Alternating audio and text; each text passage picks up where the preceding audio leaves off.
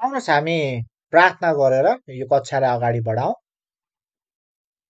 स्वर्गीय पिता, हामी तपाईँलाई धन्यवाद भन्दछौँ तपाईँको प्रेमको निम्ति, तपाईँको अनुग्रहको निम्ति, विशेष गरी तपाईँको समयको निम्ति जुन तपाईँले हामीमाथि प्रदान गर्नुभएको छ। ताकि पिता तपाईँको वचन अध्ययन गरेर तपाईँसँग हाम्रो सङ्गति हुन सकोस्, हामी तपाईँलाई अझै बढी चिन्न सकौँ र तपाईँको नजिक आउन सकौँ।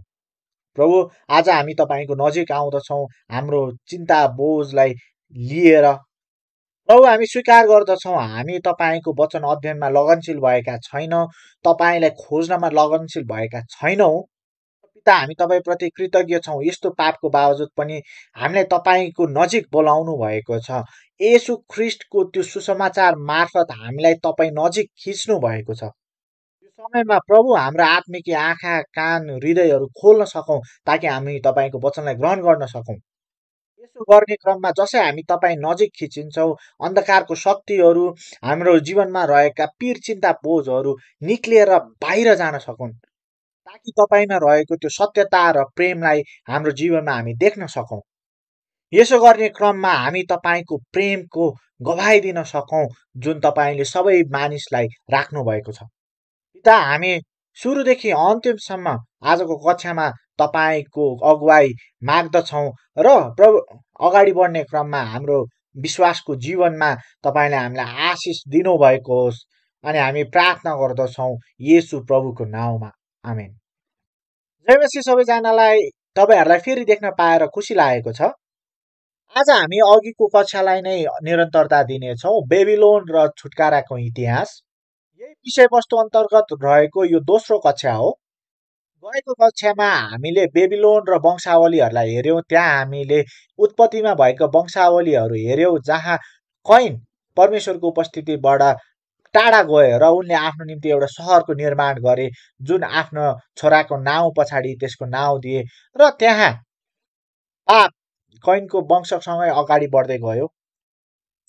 यसरी नै निम्रोदले बाबेलको धरारा निर्माण गर्न नेतृत्व गरेको कुरालाई नै हामीले हेऱ्यौँ, जसबाट पछि गएर वंशावलीहरू छरप्रष्ट भए।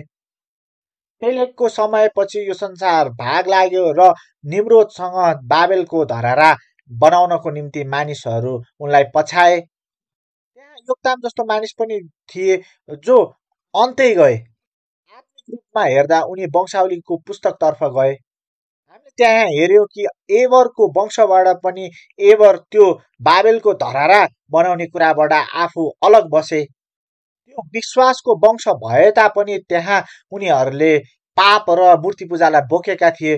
तैपनि त्यहाँ परमेश्वरको उद्देश्य थियो, परमेश्वरको छुटकाराको इच्छा थियो। यसरी यी कुराहरू वंशावलीहरू मार्फत पुरा हुँदै थियो। यो हाम्रो अघिल्लो कक्षाको छोटो सारांश थियो। आज हामी बेबिलोन र अब्राहम बीचको सम्बन्धलाई गहिरो रूपमा हेर्नेछौँ। यो बेबिलोन र छुटकाराको इतिहासको दोस्रो भाग हो, जहाँ हामी बेबिलोन र अब्राहम बीचको सम्बन्धलाई हेर्नेछौँ। तपाईँहरू सबैजनाको निम्ति आजको हाम्रो मुख्य खण्डलाई पढ्नेछु। यहोशू 24 अध्यायको 2 पद। यहोशूले सबै मानिसहरूलाई भने, परमप्रभु इजरायलका परमेश्वर भन्नुहुन्छ, उहिले अब्राहम र नोहारका बुवा तेरह तिमीहरूका पिता पुर्खाहरू युफ्रेटिस नदी पारी बस्थे र तिनीहरूले अरू देवताहरू पुज्दथे। यो परमेश्वरको वचन हो, आमेन।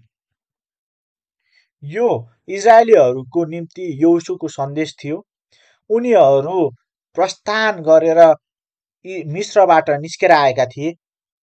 40 वर्षसम्म उनीहरू उजाड स्थानमा डुलिरहे, घुमिरहे र अर्को 16 वर्ष उनीहरू कनानी भूभागलाई विजय हासिल गर्न लागि परे र त्यसपछि त्यो भूभागलाई बाँडफाँड गरे।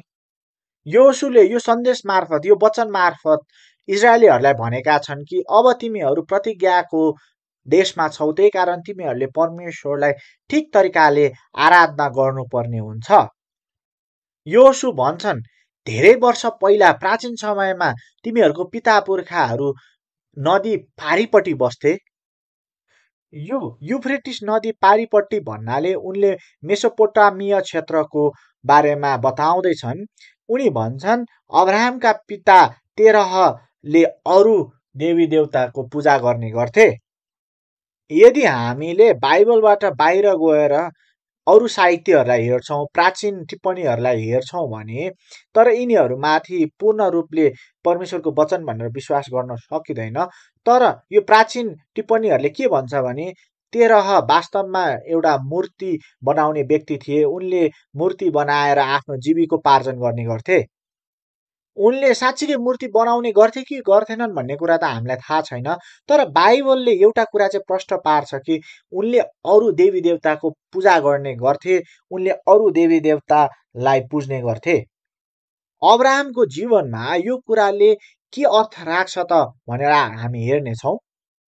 अब्राहमको जीवन यात्रालाई सारांशमा हेर्नु पर्दा यहाँ स्क्रिनमा मेसोपोटामियाको चित्र देख्न सक्नुहुन्छ र यहाँ चाहिँ उर छ। बाइबलमा जहाँ पनि उर अथवा काल्डियन्स वा काल भन्ने क्षेत्रको बारेमा कुरा गरिन्छ भने यो क्षेत्र हो। यसलाई सामान्य रूपमा भन्नुपर्दा यो बेबिलोनको अर्को व्याख्या पनि हो। यो बेबिलोनियन शक्तिको केन्द्र थियो र यहाँ नै अब्राहम र उनका पिता बस्ने गर्दथे। अनि हामी अब्राहमको जीवनमा देख्न सक्छौँ कि उनलाई उरबाट बाहिर बोलाइयो र उनको परिवारलाई तेरहले अगुवाई गरे र उनीहरू हारान भन्ने ठाउँमा पुगे। हारानबाट पनि अब्राहमलाई बाहिर बोलाइयो र उनी कनानको भूभागको लागि अघि बढे। हामीसँग भएको यो सामान्य चित्रले के देखाइरहेको छ भने अब्राहमको जीवन यात्रा, कहाँ उनी जन्मे, परमेश्वरले उनलाई कहाँ डोर्याउनु भयो र अनन्तमा गएर उनी कहाँ मरे र गाडिए। यसरी उरबाट हारानबाट कनानसम्म